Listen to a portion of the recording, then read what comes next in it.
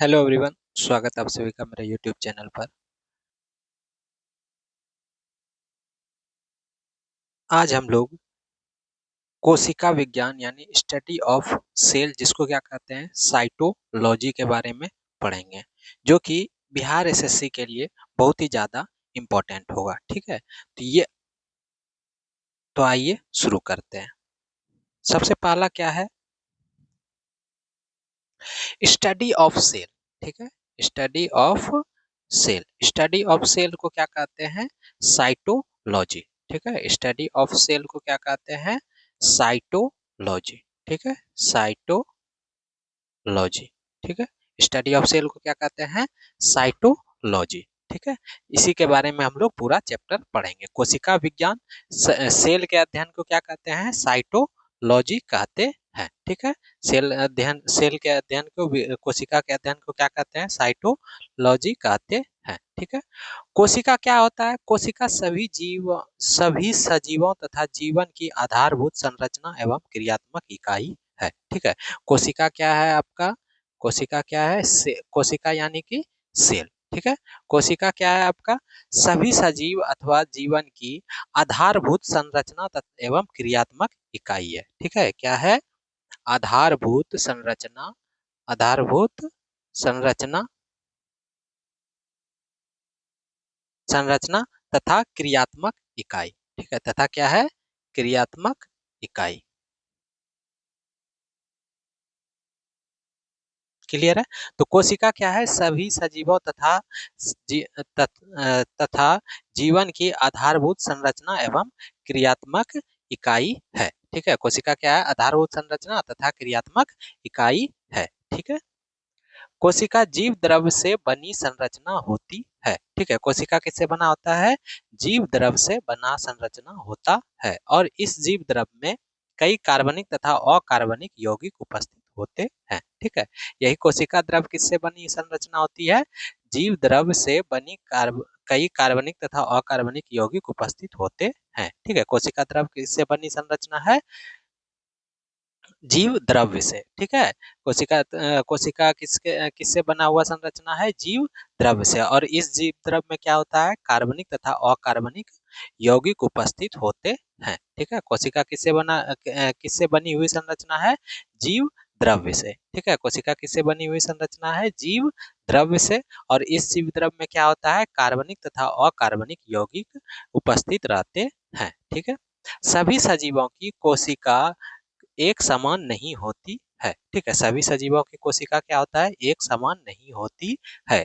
अलग अलग सजीवों की कोशिका आकार, स्वरूप तथा संख्या में एक दूसरे से काफी भिन्न होते हैं। ठीक है, सभी सजीवों की कोशिका एक समान नहीं होती है। ठीक है, सभी सजीवों की कोशिका क्या होता है? समान नहीं होता है। अलग अलग सजीवों की कोशिका का आकार, स्वरूप तथा संख्या में एक दूसरे से काफी भिन्न होते है। ठीक है, सभी सजीव में क्या होगा? कोशिका एक समान नहीं होता है। अलग अलग सजीवों में क्या होगा? कोशिका का आकार भी अलग अलग होगा तथा संख्या भी क्या होगा? अलग अलग होगा। क्लियर है? संसार की सबसे छोटी कोशिका जो है वो क्या है? Mycoplasma gallisepticum. ठीक है, संसार की सबसे छोटी कोशिका क्या है? Mycoplasma gallisepticum. ठीक है, संसार की सबसे छोटी कोशिका कौन सा है? Mycoplasma gallisepticum. ठीक है, संसार की सबसे छोटी कोशिका कौन सा है? Mycoplasma gallisepticum. संसार की सबसे बड़ी कोशिका कौन सा है? शुतुरमुर्ग का अंडा। ठीक है, संसार की सबसे बड़ी कोशिका किसमें होता है? शुतुरमुर्ग के अंडा में। ठीक है, संसार की सबसे बड़ी कोशिका कौन सा है? शुतुरमुर्ग का अंडा। मानव शरीर की सबसे छोटी कोशिका, मानव शरीर की सबसे छोटी कोशिका क्या होता है? मस्तिष्क के सेरिबेलम का ग्रेन्यूल कोशिका। ठीक है, मानव शरीर की सबसे छोटी कोशिका कौन सा है? मस्तिष्क के सेरिबेलम का ग्रेन्यूल कोशिका। ठीक है, मानव शरीर की सबसे छोटी कोशिका कौन सा है? मस्तिष्क के सेरिबेलम का ग्रेन्यूल कोशिका। मानव शरीर की सबसे बड़ी कोशिका कौन सी है? अंडाणु। मानव शरीर की सबसे बड़ी कोशिका कौन सा है? अंडाणु। तो संसार की सबसे छोटी कोशिका कौन सा हो गया? Mycoplasma gallisepticum. ठीक है, संसार की सबसे छोटी कोशिका कौन सा हो गया? Mycoplasma gallisepticum. संसार की सबसे बड़ी कोशिका कौन सा हो गया? शुतुरमुर्ग का अंडा। मानव शरीर का सबसे छोटी कोशिका कौन सा हो गया? मस्तिष्क के सेरिबेलम का ग्रेन्यूल कोशिका। मानव शरीर की सबसे बड़ी कोशिका कौन सा हो गया? अंडाणु ओवा। मानव शरीर की सबसे लंबी कोशिका कौन सा हो जाएगा? न्यूरॉन। मानव शरीर का सबसे लंबी कोशिका कौन सा हो जाएगा? न्यूरॉन। मानव शरीर का सबसे लंबी कोशिका कौन सा हो जाएगा? न्यूरॉन। कोशिका का आकार एवं आकृति कैसी होगी यह कोशिका के कार्य पर निर्भर करता है। ठीक है, कोशिका का आकार एवं आकृति कैसी होगी यह कोशिका के कार्य पर निर्भर करता है। ठीक है, कोशिका का आकार एवं आकृति कैसी होगी यह किस पर निर्भर करता है? कोशिका के कार्य पर निर्भर करता है। ठीक है, कोशिका का जैसा कार्य होगा वैसा उसका आकार होगा, वैसा ही उसका आकृति होगा। अर्थात अगर अलग अलग कार्य करने वाले कोशिका का आकार एवं आकृति एक दूसरे से भिन्न होती है। ठीक है, अलग अलग कार्य करने वाला कोशिका का आकार एवं आकृति एक दूसरे से क्या होता है? भिन्न होती है। ठीक है, अलग कोशिका का आकार एवं आकृति कैसी होगी यह कोशिका के कार्य पर निर्भर करता है। अलग अलग कार्य करने वाले कोशिका का आकार एवं आकृति एक दूसरे से भिन्न होती है। कुछ कोशिका अपना आकार पल पल बदलते भी रहती है। ठीक है, कुछ कोशिका क्या होता है? अपना आकार क्या होता है? पल पल बदलते भी रहते हैं। अमीबा तथा मनुष्य का डब्ल्यूबीसी कोशिका का आकार निश्चित नहीं रहता है। ये दोनों की ही कोशिका अपना आकार बदलते रहती है। ठीक है, अमीबा तथा मनुष्य का डब्ल्यूबीसी कोशिका का आकार क्या होता है? निश्चित नहीं रहता है। ठीक है, अमीबा तथा मनुष्य का डब्ल्यूबीसी कोशिका का आकार निश्चित नहीं रहता है। ये दोनों ही कोशिका अपना आकार बदलते रहती है। विभिन्न सजीवों में कोशिका की संख्या कितनी होगी यह सजीवों के शरीर के आकार पर निर्भर करता है। ठीक है, सजीव में कोशिका की संख्या कितना होगा यह सजीव के शरीर के आकार पर निर्भर करता है। ठीक है, शरीर का आकार जितना बड़ा होगा उसमें कोशिका की संख्या उतनी ही अधिक होगी। शरीर का आकार क्या होगा? जितना बड़ा होगा उसमें कोशिका की संख्या उतना ही अधिक होगी, और शरीर का आकार जितना छोटा होगा उतना ही उसमें कोशिका की संख्या कम होगी। ठीक है, तो अगर शरीर का आकार बड़ा है तो कोशिका का संख्या अधिक है, और अगर शरीर का आकार छोटा है तो कोशिका का संख्या क्या होगा?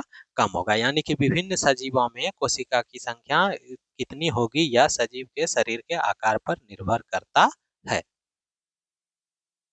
सभी सजीवों में कोशिका की संख्या भी एक समान नहीं होती है। ठीक है, सभी सजीव में कोशिका की संख्या भी एक समान नहीं होती है। ठीक है, सभी सजीवों में कोशिका की संख्या क्या होता है? अलग अलग होता है। कोशिका की संख्या के आधार पर सजीवों को दो समूह में रखा गया है। ठीक है, कोशिका की संख्या के आधार पर सजीवों को दो समूह में रखा गया है। कौन कौन सा? यूनिसेल्युलर एक कोशिकीय और मल्टीसेल्युलर बहुकोशिकीय। ठीक है, कोशिका की संख्या के आधार पर सजीवों को दो समूह में रखा गया है। कौन कौन सा? यूनिसेल्युलर एक कोशिकीय, मल्टीसेल्युलर बहुकोशिकीय।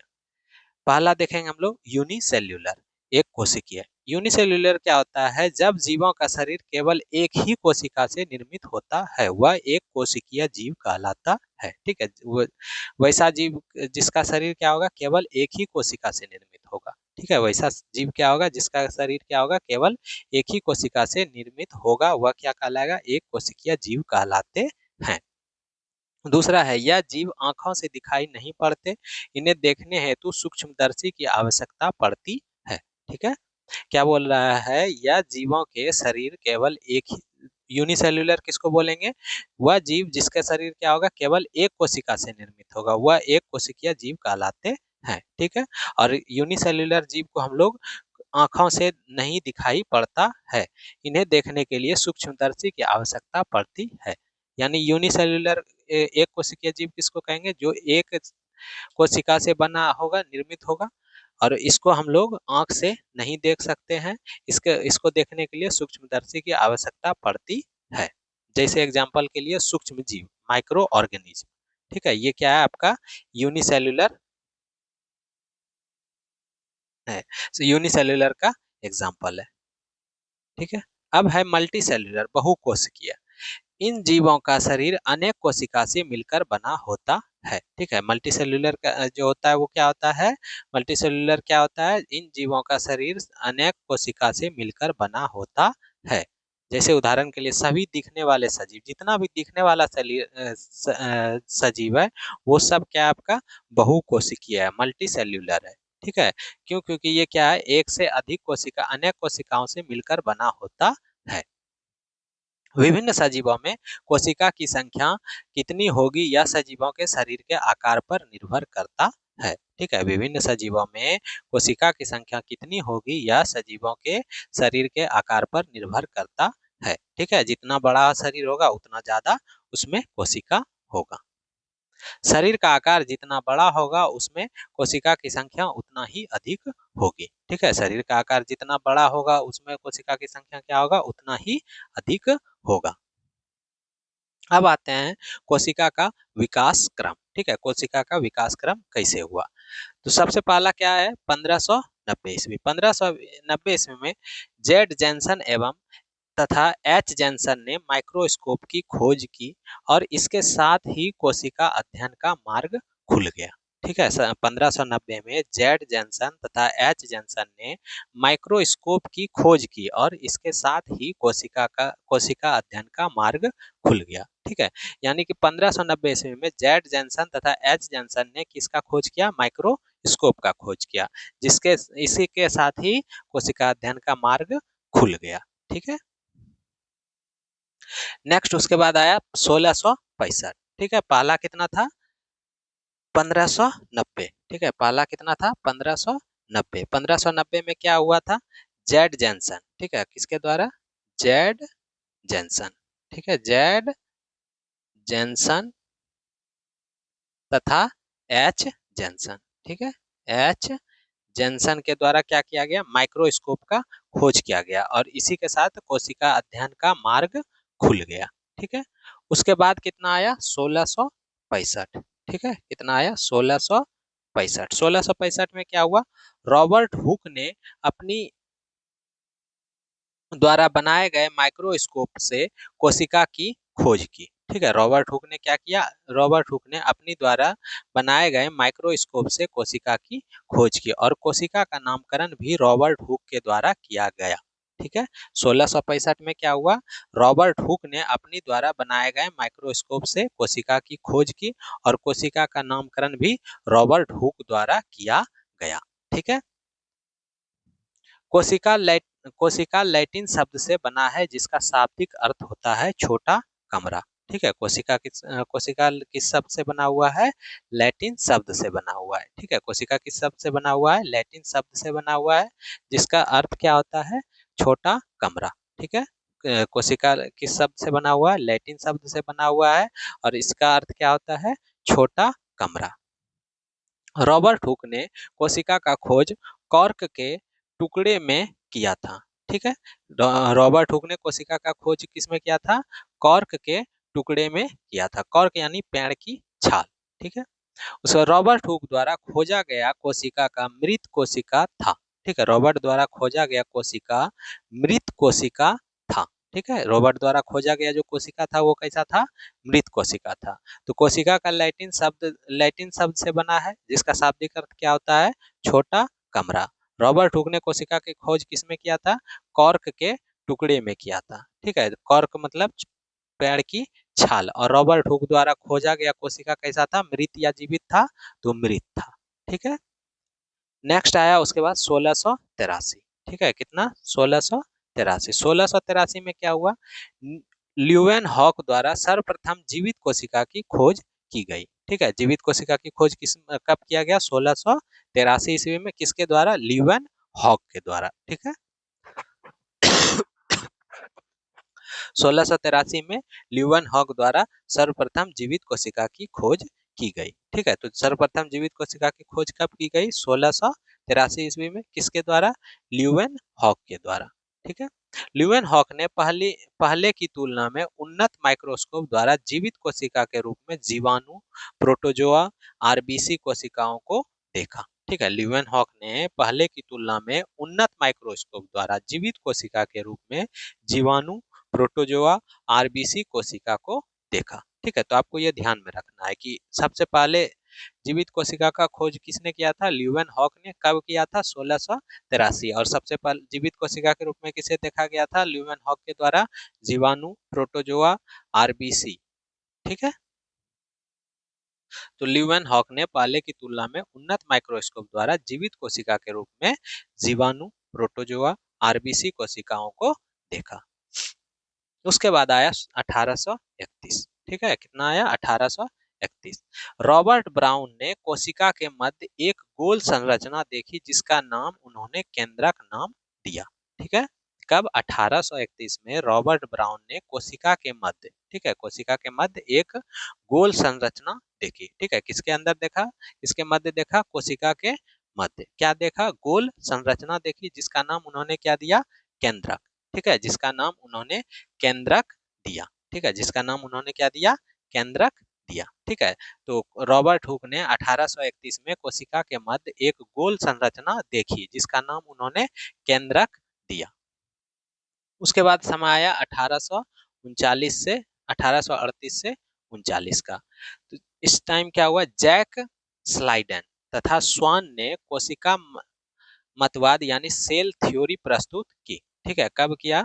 1838-39 में जैक स्लाइडेन तथा स्वान ने कोशिका मतवाद यानी सेल थ्योरी प्रस्तुत की, जिसके बाद यह स्पष्ट हो गया कि प्रत्येक सजीव का शरीर कोशिकाओं से निर्मित है।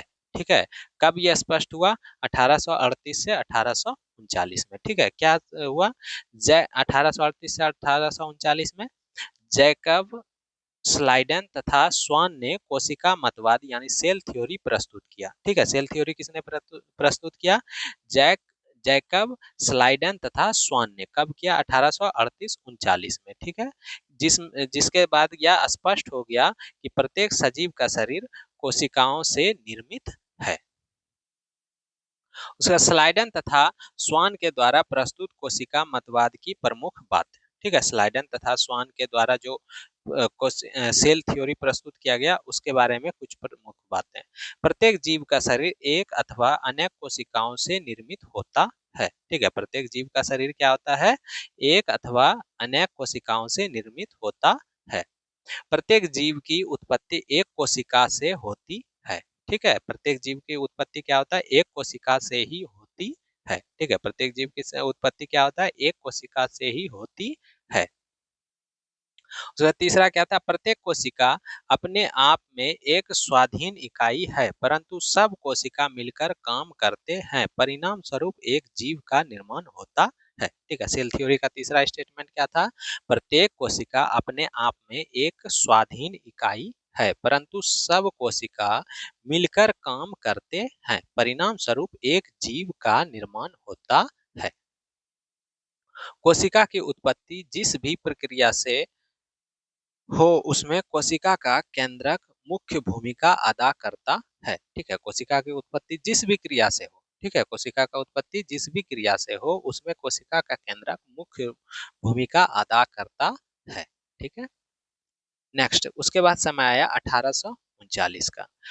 पुरकिंजे ने कोशिका में पाए जाने वाले अर्ध तरल एवं दानेदार पदार्थ का को जीव द्रव्य नाम दिया। ठीक है, 1839 में किसके द्वारा? पुरकिंजे ने। ठीक है, किन्होंने? पुरकिंजे ने कोशिका में पाए जाने वाले अर्ध तरल एवं दानेदार पदार्थ को जीव द्रव्य का नाम दिया। ठीक है, कब किसके द्वारा दिया गया? पुरकिंजे के द्वारा। क्या दिया गया? कोशिका में पाए जाने वाले अर्ध तरल तथा दानेदार पदार्थ को जीव द्रव्य नाम दिया। उसके बाद 1846 ईस्वी में क्या हुआ? पुरकिंजे के बाद वॉन मोल ने कोशिका में पाए जाने वाले जीव द्रव्य की खोज की। ठीक है, कब किया? 1846 ईस्वी में पुरकिंजे के बाद वॉन मोल ने कोशिका में पाए जाने वाले जीव द्रव्य की खोज की।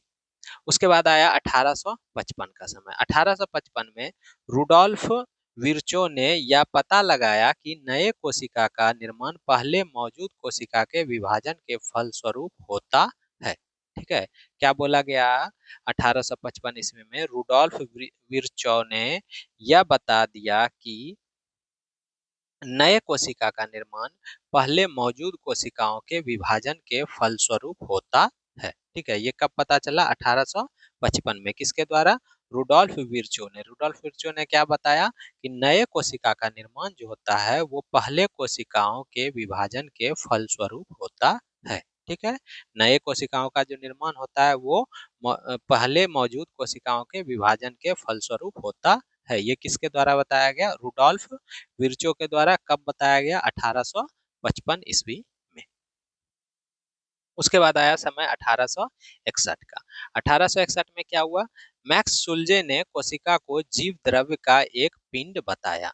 उनका यह मत फोटोप्लाज्म प्रोटोप्लाज्म थ्योरी कहलाया। ठीक है, 1861 में मैक्स सुल्ज ने कोशिका को जीव द्रव्य का एक पिंड बताया। ठीक है, कोशिका को जीव द्रव्य का क्या बताया? एक पिंड बताया। उनका यह मत प्रोटोप्लाज्म थ्योरी कहलाया। ठीक है, 1861 में मैक्स सुल्ज ने कोशिका को जीव द्रव्य का एक पिंड बताया।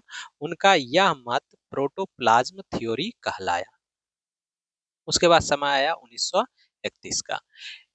एस एम नॉल तथा ई रस्का ने इलेक्ट्रॉन माइक्रोस्कोप का आविष्कार किया। ठीक है, कब? 1931 में एम नॉल तथा ई रस्का ने इलेक्ट्रॉन माइक्रोस्कोप का आविष्कार किया। इसके बाद कोशिका के क्षेत्र में काफी तीव्र गति से अनुसंधान होने लगा। ठीक है, 1861 में क्या हुआ? मैक्स सुल्जे ने कोशिका का जीव द्रव्य का एक पिंड बताया। उनका यह मत प्रोटोप्लाज्म थ्योरी कहलाया। ठीक है, उसके बाद 1931 में एस नॉल तथा ई रस्का ने इलेक्ट्रॉन माइक्रोस्कोप का आविष्कार किया। इसके बाद कोशिका के क्षेत्र में काफी तीव्र गति से अनुसंधान होने लगा। अब हम लोग पढ़ेंगे कोशिका की संरचना के बारे में। ठीक है, कोशिका की संरचना क्या है? कोशिका को मुख्य रूप से दो हिस्सों में बांटा गया जा सकता है। ठीक है, कोशिका को मुख्य रूप से कितने हिस्सों में बांटा जा सकता है? दो हिस्सों में। ठीक है, कोशिका को कितने हिस्सों में बांटा जाता है?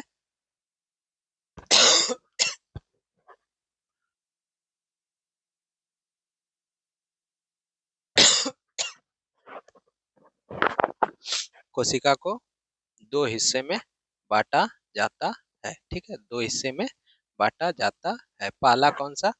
कोशिका झिल्ली। ठीक है, पहला क्या है? कोशिका झिल्ली। और दूसरा क्या है? जीव द्रव्य। ठीक है, दूसरा क्या है? जीव द्रव्य। ठीक है, कोशिका झिल्ली क्या होता है? पौधे में कोशिका झिल्ली के अतिरिक्त कोशिका भित्ति भी होती है। ठीक है, पौधे में कोशिका झिल्ली के अतिरिक्त क्या होता है? कोशिका भित्ति भी होती है। ठीक है, तो कोशिका की संरचना के बारे में हम लोग देख रहे थे। तो कोशिका को मुख्य रूप से कितने भागों में बांटा गया है? दो भागों में बांटा जा सकता है। ठीक है, कोशिका को कितने मुख्य रूप से कितने भागों में बांटा जा सकता है? दो भागों में बांटा जा सकता है। ठीक है, पहला क्या? कोशिका झिल्ली। दूसरा क्या? जीव द्रव्य। ठीक है, पहला क्या होगा? कोशिका झिल्ली। दूसरा क्या होगा? कोशिका द्रव्य। ठीक है, जीव द्रव्य को पुनः दो हिस्सों में विभक्त किया जाता है। ठीक है, जीव द्रव्य को पुनः दो हिस्सों में विभक्त किया जाता है। ठीक है, कोशिका को दो हिस्सों में विभक्त किया गया था, कोशिका झिल्ली और जीव द्रव्य। ठीक है, और अब जीव द्रव्य को दो हिस्सों में विभक्त किया जाता है। कौन कौन सा? कोशिका द्रव्य तथा केंद्रक।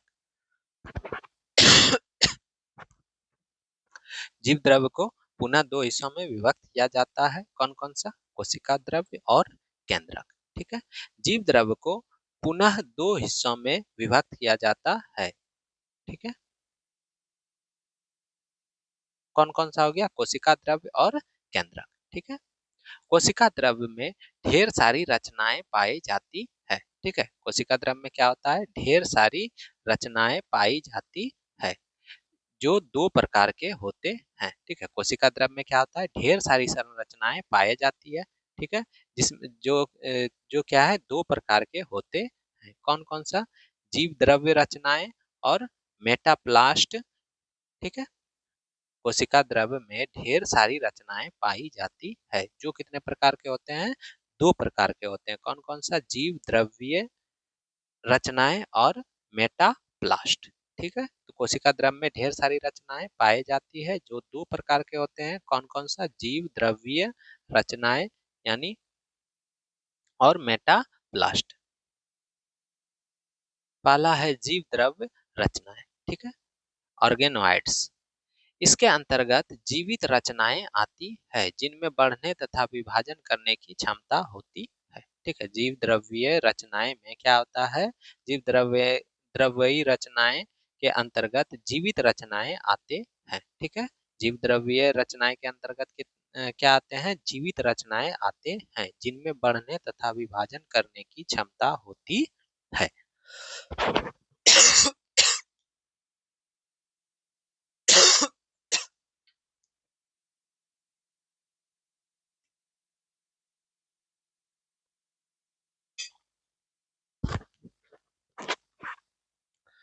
ये रचनाएं कौन कौन सी है?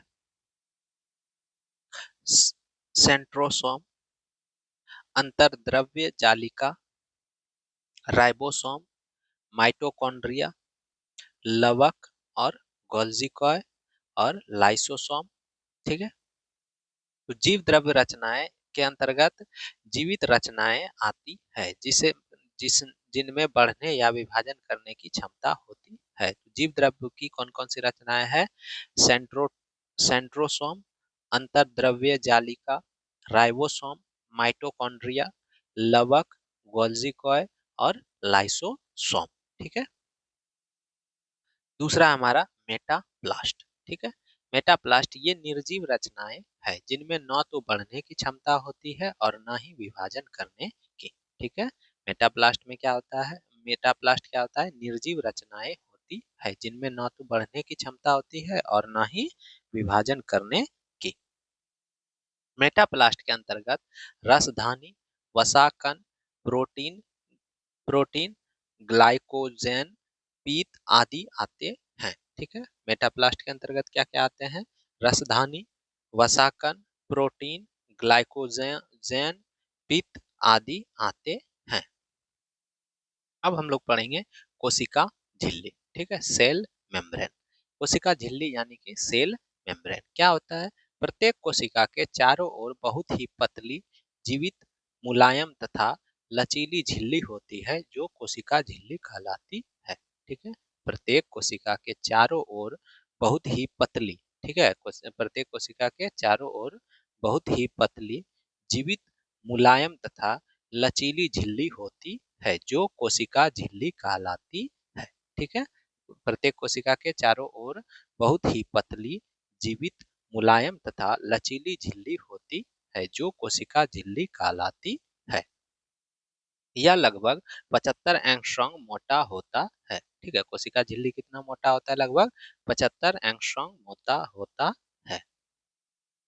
कोशिका झिल्ली कोशिका को दूसरी कोशिका तथा बाहरी वातावरण से अलग करती है, ठीक है। कोशिका झिल्ली क्या करता है? कोशिका को दूसरी कोशिका तथा बाहरी वातावरण से अलग करता है।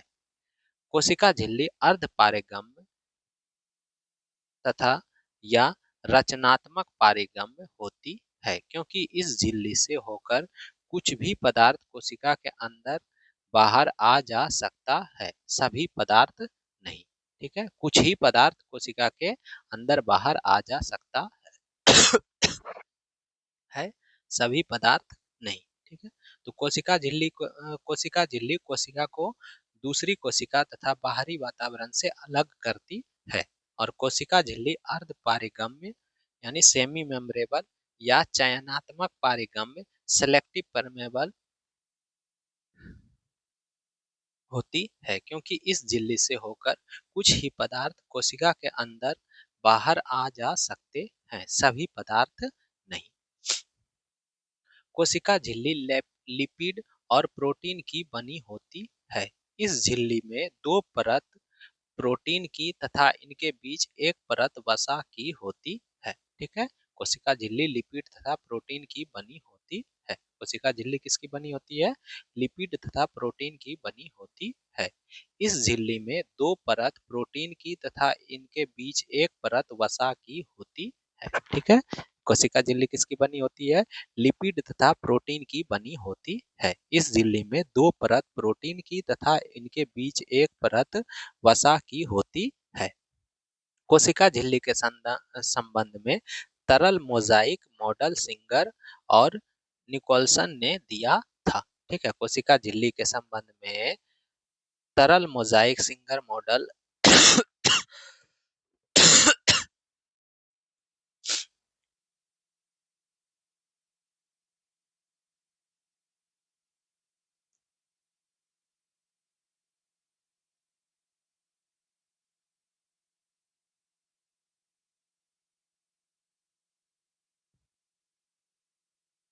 अब हम लोग पढ़ेंगे कोशिका झिल्ली के प्रमुख कार्य। ठीक है, कोशिका झिल्ली के प्रमुख कार्य कौन कौन से हैं? तो यह कोशिका को निश्चित आकृति देता है तथा कोशिका की भीतरी संरचनाओं को बाहरी आघात से बचाता है। ठीक है, कोशिका झिल्ली का प्रमुख कार्य क्या है? पहला क्या है? यह कोशिका को क्या करता है?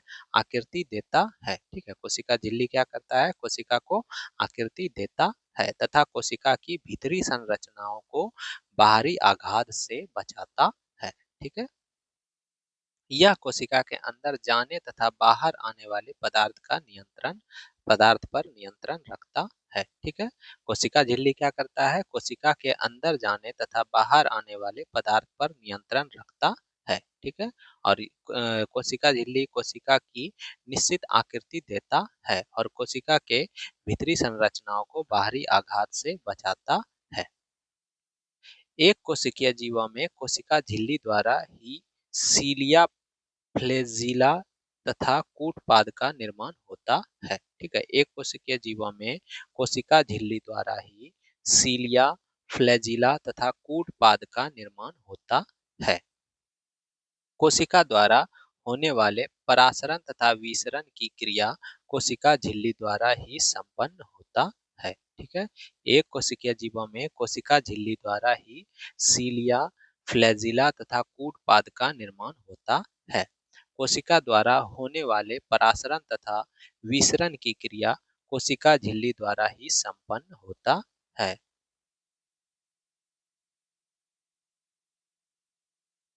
इसके बाद हम लोग पढ़ेंगे कोशिका भित्ति, सेल वॉल।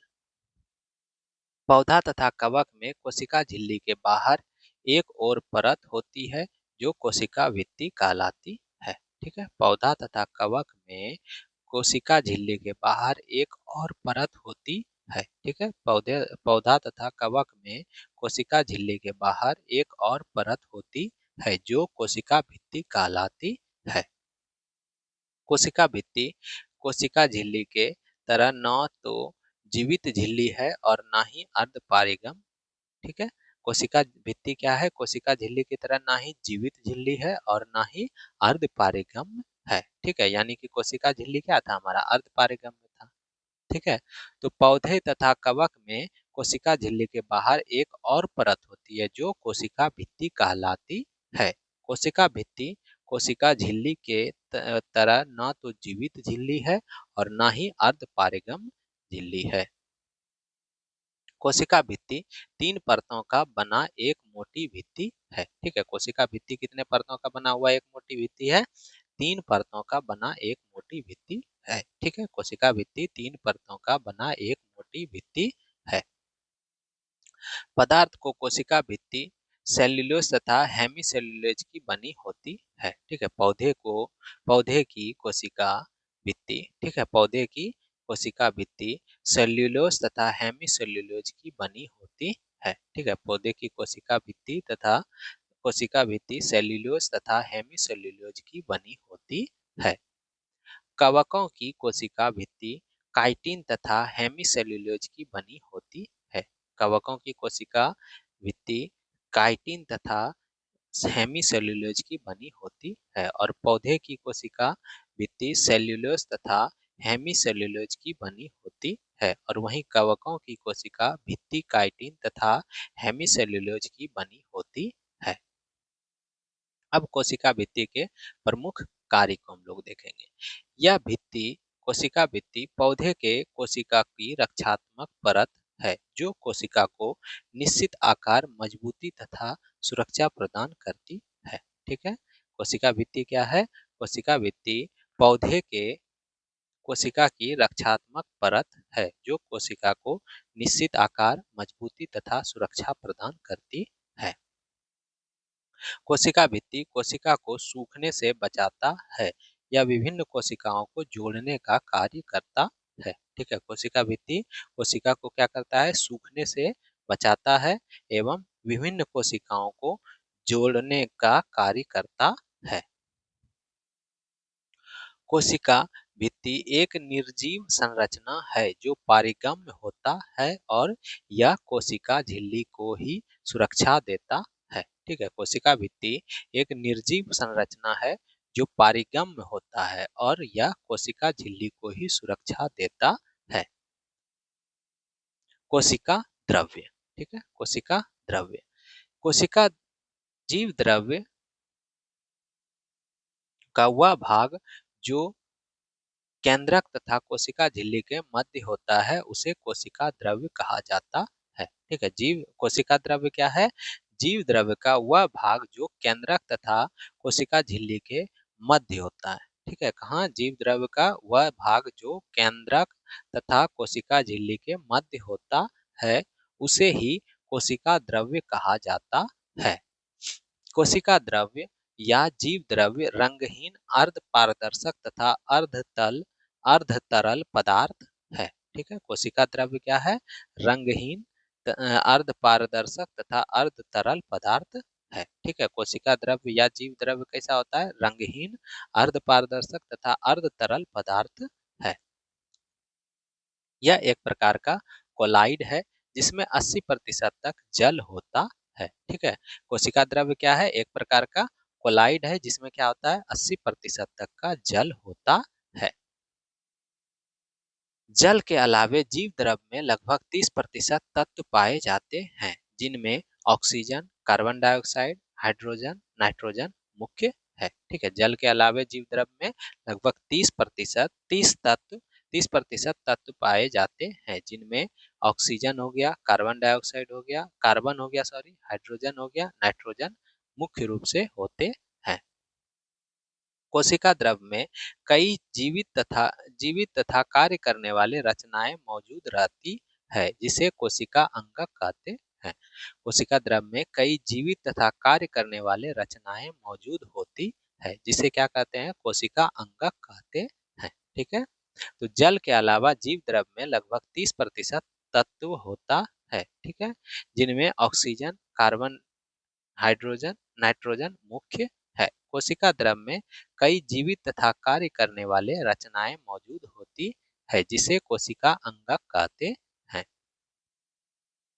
अंतःद्रव्य जालिका, इंडोप्लाज्मिक रेटिकुलम, ठीक है, यह महीन नलिकाओं का एक जाल जैसा संरचना के रूप में कोशिका द्रव्य में पाई जाती है। ठीक है, अंतर्द्रव्य जालिका या इंडोप्लाज्मिक रेटिकुलम जो है एक महीन जालिका नलिकाओं का एक जाल जैसी संरचना के रूप में कोशिका द्रव्य में पाई जाती है। यह संरचना कहीं कहीं पर कोशिका झिल्ली से मिली होती है तो कहीं कहीं यह केंद्रक के झिल्ली में मिली होती है।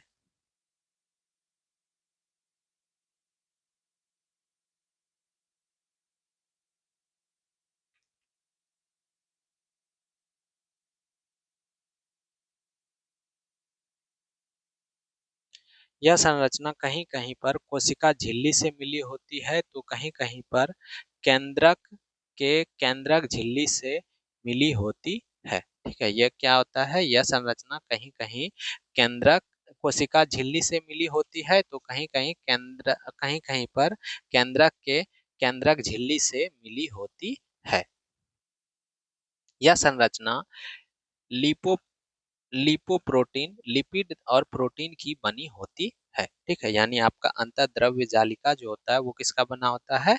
लिपोप्रोटीन यानी लिपिड और प्रोटीन की बनी होती है।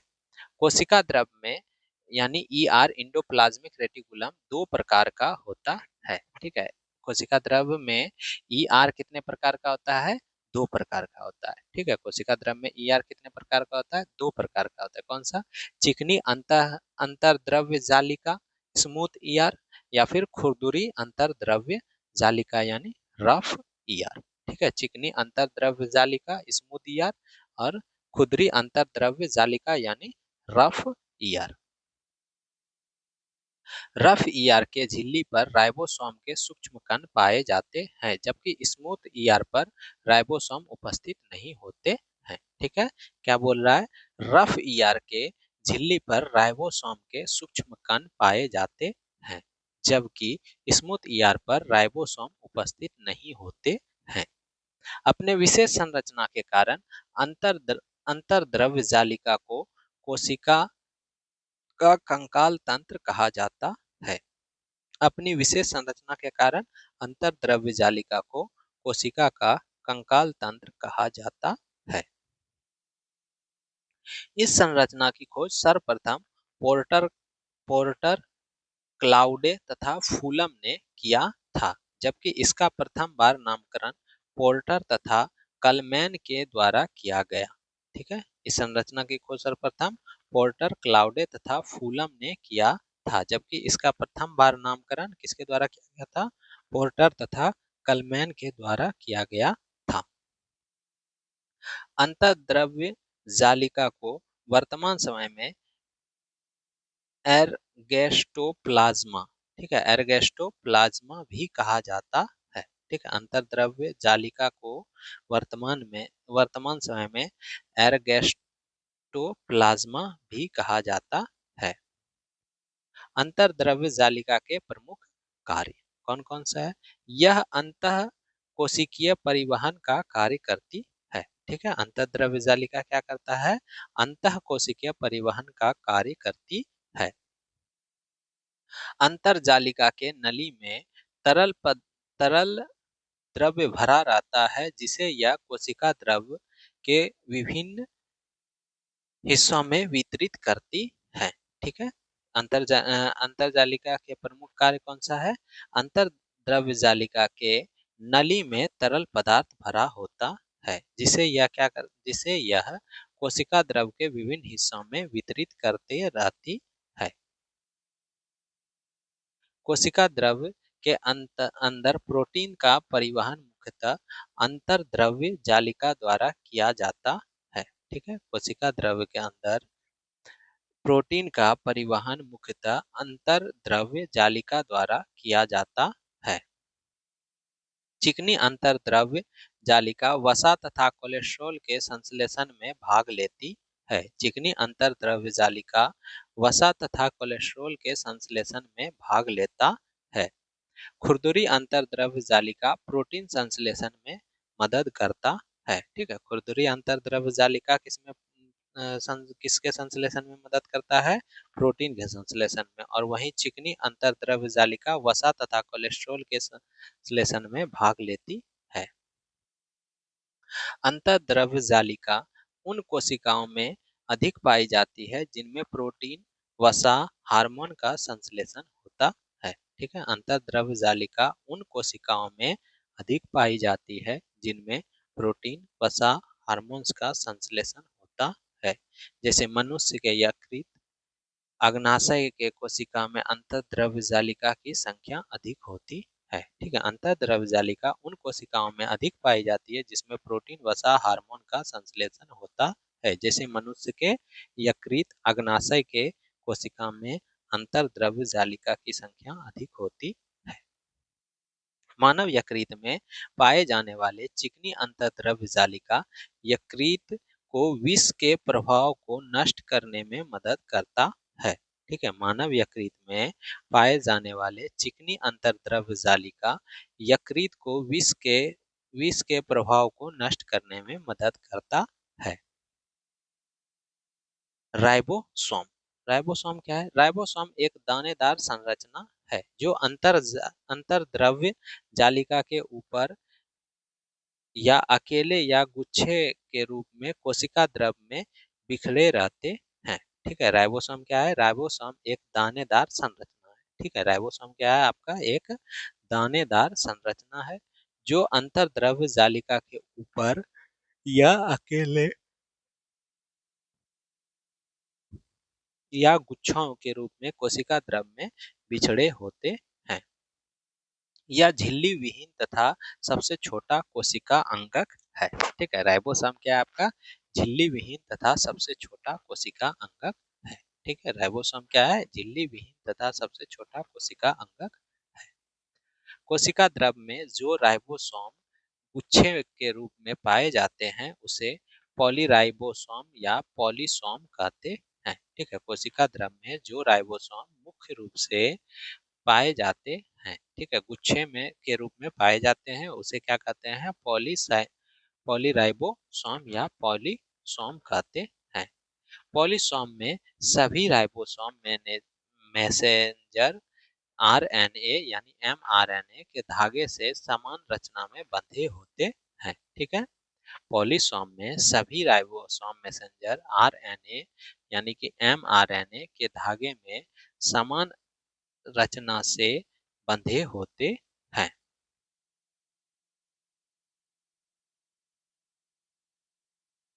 राइबोसोम प्रोटीन तथा आरएनए से मिलकर बना होता है।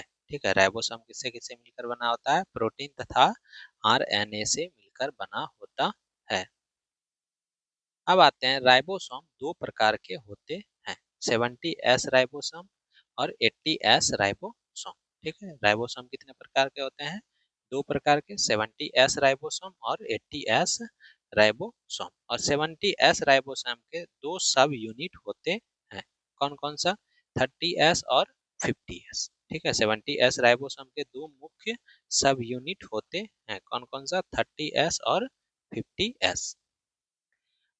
80S राइबोसोम के भी दो सब यूनिट होते हैं, कौन कौन सा? 40S और 60S। ठीक है, 70 वाले का क्या क्या हो गया? 30S और 50S। और 80S वाले राइबोसोम का दो सब यूनिट क्या हो गया? 40S और 60S।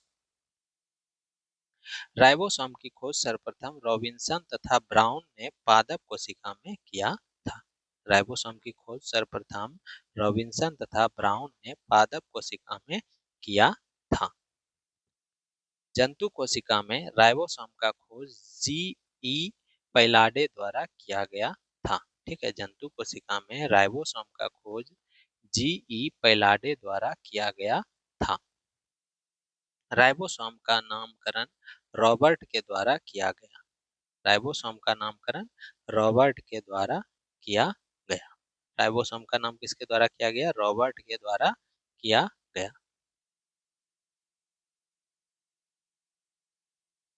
राइबोसोम के कार्य। ठीक है, अब हम लोग देखेंगे राइबोसोम के कार्य। राइबोसोम के कार्य क्या है? राइबोसोम प्रोटीन संश्लेषण का काम करता है। ठीक है, राइबोसोम क्या करता है? प्रोटीन संश्लेषण का कार्य करता है। ठीक है, राइबोसोम क्या करता है? प्रोटीन संश्लेषण का कार्य करता है। इसके अभाव में कोशिका में प्रोटीन संश्लेषण हो पाना संभव नहीं है। ठीक है, राइबोसोम के अभाव में कोशिका में प्रोटीन संश्लेषण हो पाना संभव नहीं है।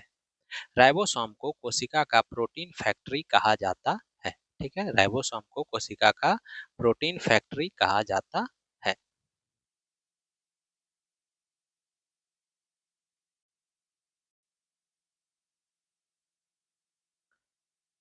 नेक्स्ट टॉपिक है गोल्जी कोय गोल्जी बॉडी। ये क्या होता है? कोशिका द्रव में या मुड़े हुए छड़ के गुच्छे के समान दिखाई पड़ते हैं।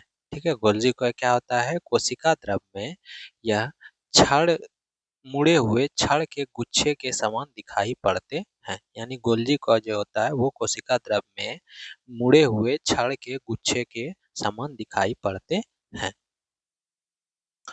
पादप कोशिका में गोल्जी कोय मुड़े हुए छड़ की रचना बनाकर बिखरे रहते हैं जिसे डिक्टियो डिक्टियोसोम कहा जाता है। ठीक है, पादप कोशिका में गोल्जी कोय मुड़े हुए छड़ की रचना बनाकर बिछड़े रहते हैं जिसे डिक्टियोसोम कहा जाता है। डाल्टन तथा फेलिक्स नामक वैज्ञानिक ने पूरे गोल्जी कॉय के संरचना को 3 भागों में बांटा गया है। ठीक है, बांटा है। किन किन्होंने बांटा है? डाल्टन तथा फेलिक्स नामक वैज्ञानिक ने पूरे गोल्जी कॉय के संरचना को 3 भागों में बांटा है। कौन कौन सा? सिस्टर्नी, छोटे ट्यूब्यूल्स एवं वेसिकल्स, और स्मॉल ट्यूब्स एंड वेसल्स, और तीसरा है बड़ी राजधानी। ठीक है, तो डाल्टन तथा फेलिक्स नामक वैज्ञानिक ने पूरे गोल्जी कॉय के संरचना को 3 भागों में बांटा है। कौन कौन सा? सिस्टर्नी, छोटे ट्यूबल्स एवं वेसिकल्स, ठीक है, और बड़ी राजधानी। सर्वप्रथम इसकी खोज कैमिली गोल्जी ने किया था। ठीक है, गोल्जी कॉय का खोज सर्वप्रथम किसने किया था? कैमिली गोल्जी कॉय ने किया था। कैमिली गोल्जी कॉय इटली के न्यूरोलॉजिस्ट डॉक्टर थे।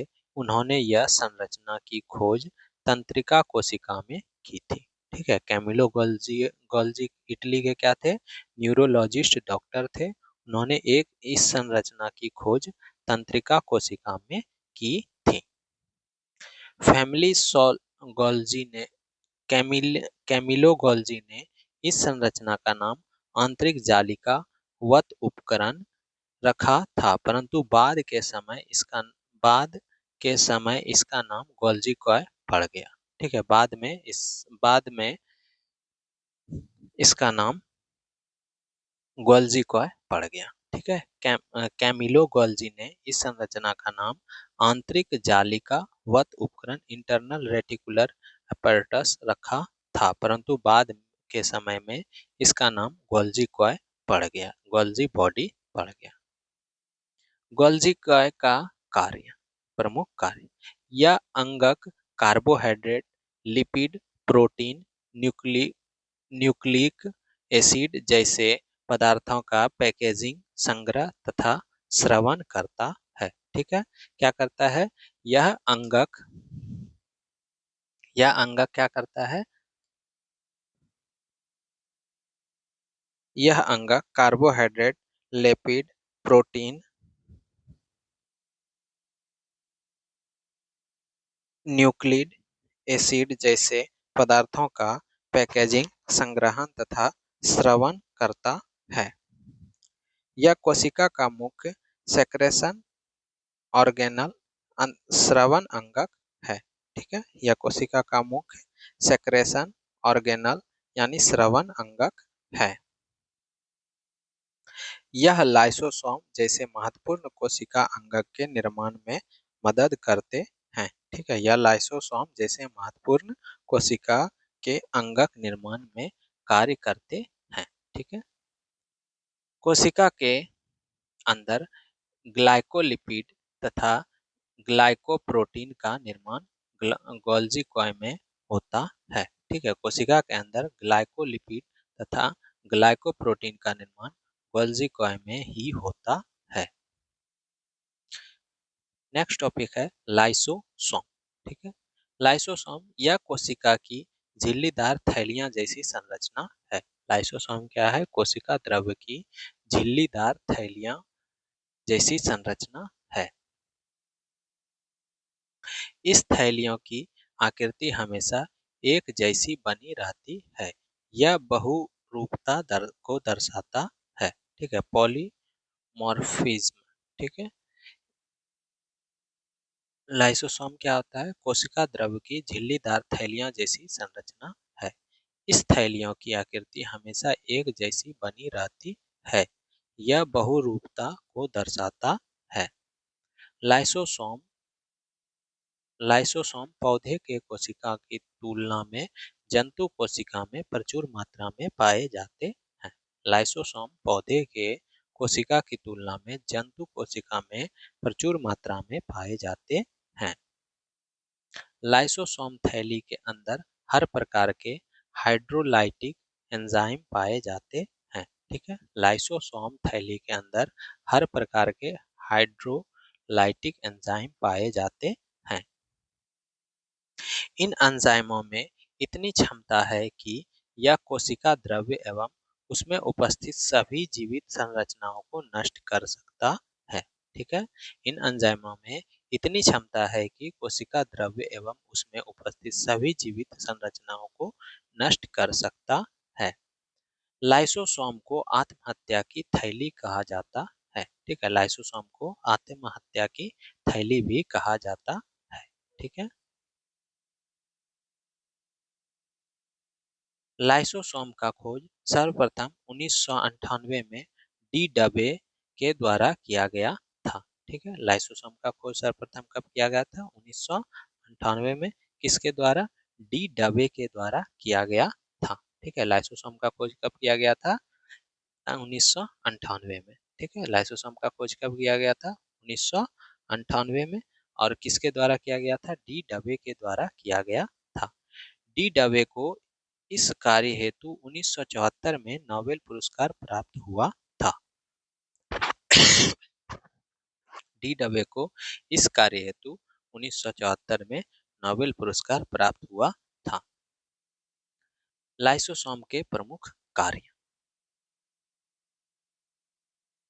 यह कोशिका अंगक के टूटे फटे भाग को पाचित कर कोशिका द्रव्य में को साफ रखता है।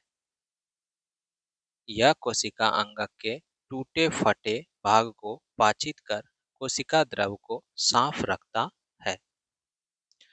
यह आवश्यकता के अनुसार कोशिका को नष्ट करता है। लाइसोसोम क्या करता है?